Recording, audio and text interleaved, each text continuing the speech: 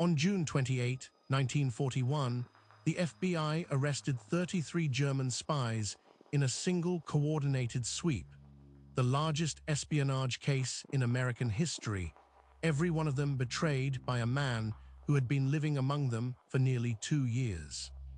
William Sebold was born in Mulheim, Germany, in 1899. He had served in the German army during the First World War, emigrated to the United States in 1921, and became a naturalized citizen in 1936. He worked as a technical engineer, lived quietly, and held no particular significance to anyone until the autumn of 1939, when German agents approached him while he was visiting family in Cologne and informed him that his cooperation with the WWII, German military intelligence, was expected.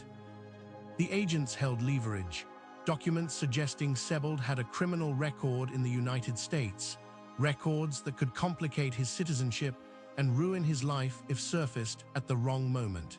He agreed to their terms. Then, before boarding his return ship, he walked into the American consulate in Cologne and reported everything to the State Department. The FBI took over immediately.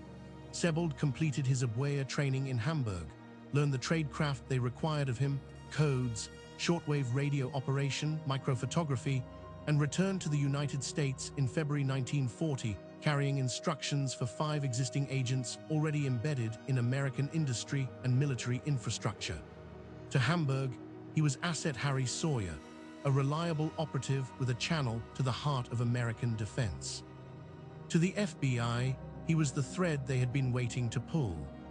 Agents set him up in a rented office on the 17th floor of 152 West 42nd Street in Manhattan, fitted the walls with a one-way mirror, installed motion picture cameras behind it, and let the operation begin.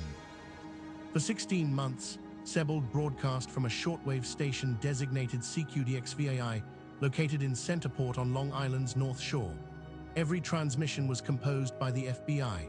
The intelligence flowing to Hamburg, shipping movements, aircraft production figures, military installations, was either fabricated outright or carefully degraded before it left the room.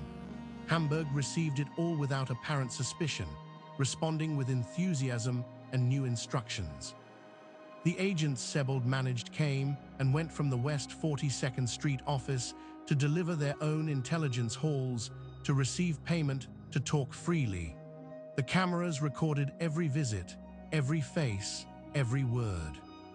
The man who had built this network before Sebold arrived was Frederick Joubert Duquesne, and he is worth dwelling on for a moment.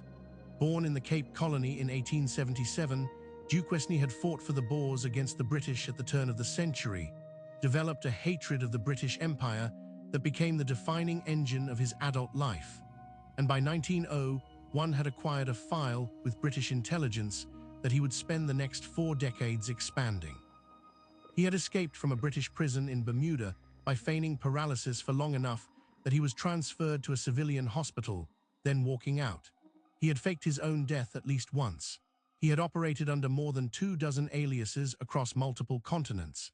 He claimed, though the claim was never definitively verified, to have sabotaged a British naval vessel in 1916, the HMS Hampshire, which sank in the North Sea, killing Field Marshal Kitchener. By the time he arrived in the United States and began recruiting for the WWII, he was in his 60s, working as a journalist and naturalist writer in New York, and still believed he was running a network that was genuinely damaging to Britain and its allies. He was not. By the time Sebold settled into his Long Island routine, Duquesne and every agent beneath him were walking in circles inside an operation they did not control.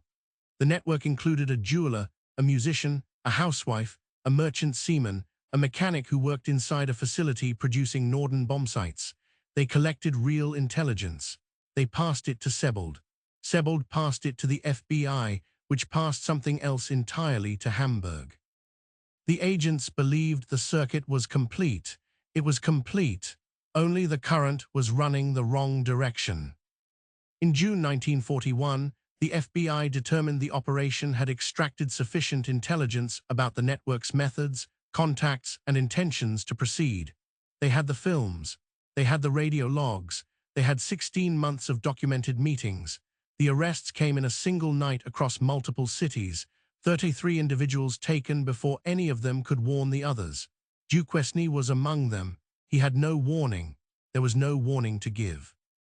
The trial opened in September 1941 and lasted 14 days. The films from the West 42nd Street office were shown in court.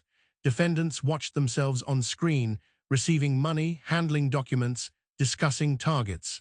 Several changed their pleas mid-trial. All 33 were convicted in December 1941. The combined sentences exceeded 300 years. Duquesne received 18 years and was released in 1954 due to deteriorating health. He died 2 years later in the charity ward of a New York City hospital. Sebald vanished. The FBI relocated him immediately after the trial. He lived under a new identity in an undisclosed location and gave no interviews. The Bureau never confirmed where he went or what became of him. His file remains partially classified. The network transmitted for 16 months. Hamburg received hundreds of messages. The WWII processed them, acted on them, and built operational decisions around them. 33 trained operatives spent years cultivating access to shipyards, airfields, and weapons production facilities, believing they were feeding intelligence that mattered. What the Germans built their picture of America from in those 16 months before the country entered the war was a picture the FBI had painted. The question that remains is not whether that picture was false. It was false. The question is what decisions were made because of it, and whether those decisions can still be felt somewhere downstream in the history that followed.